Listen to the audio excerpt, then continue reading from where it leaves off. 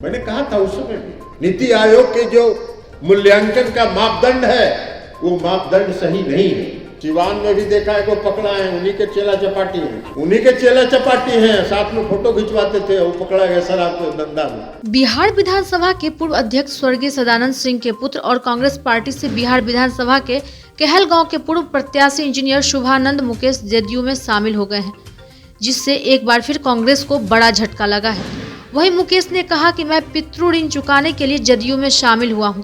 बीमार पिता को कांग्रेस ने पहचाना नहीं, जबकि मेरे पिता ने कांग्रेस के लिए पूरा जीवन समर्पित कर दिया।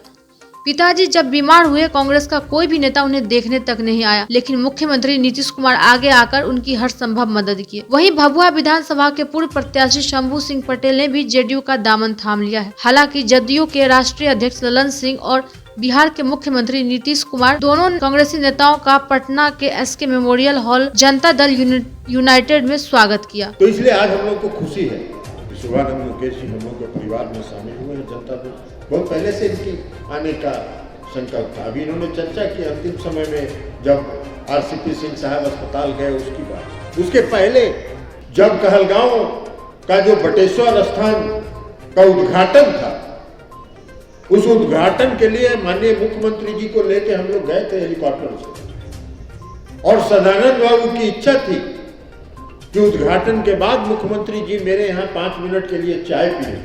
मुख्यमंत्री जी ने कहा कि सदानंद बाबू को कह दीजिए कि हम लोग जरूर उनके यहाँ चाय पीने जाएंगे, और हम लोग गए थे।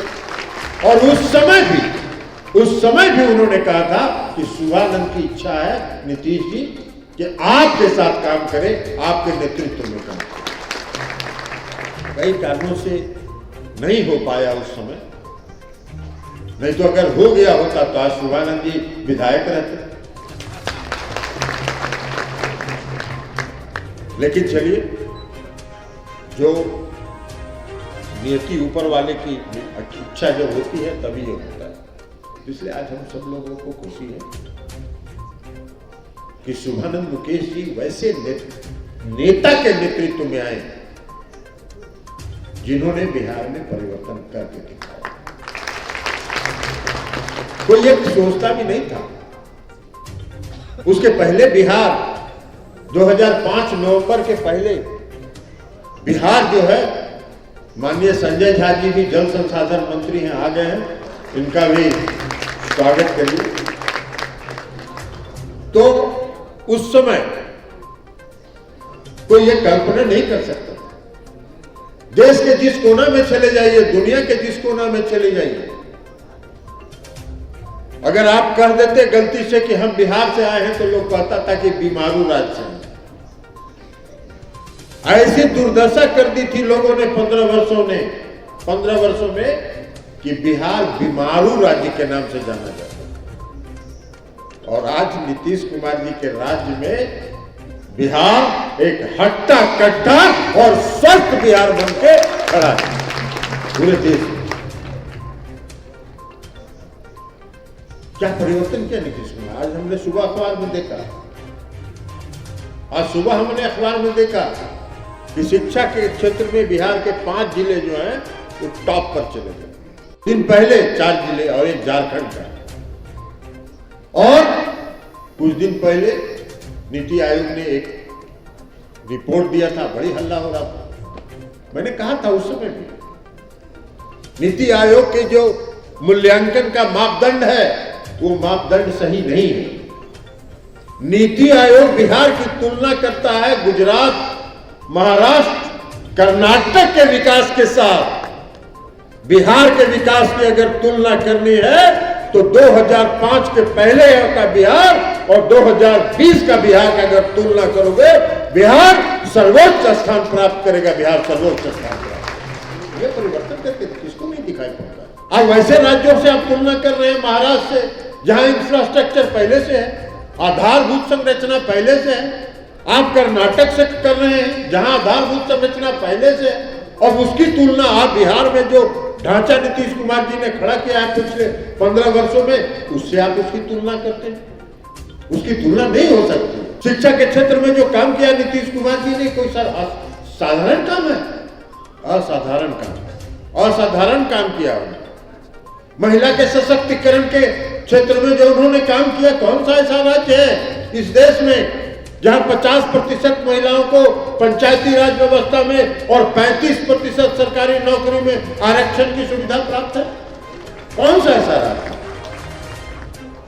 कौन सा ऐसा राज्य है जहां 10 लाख जीविका समूह का गठन किया, स्वयं सहायता समूह का गठन किया मुख्यमंत्री नीतीश कुमार जी ने?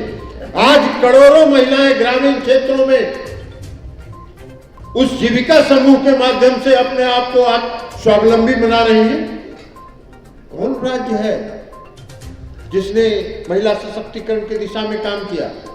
आज बिहार में शिक्षा के क्षेत्र में +2 में लड़का और लड़कियों की संख्या लगभग बराबर है पढ़ने के मामले में। नीतीश कुमार जी ने बिहार में पोशाक योजना चलाई, साइकिल योजना चलाई। अभी नेहा राठौर जी जिस बात की चर्चा कर रहे थे शराबबंदी की, शराबबंदी नीतीश कुमार जी ने किसकी मांग पर लागू किया? नीतीश कुमार जी ने शराबबंदी महिलाओं की मांग पर लागू किया।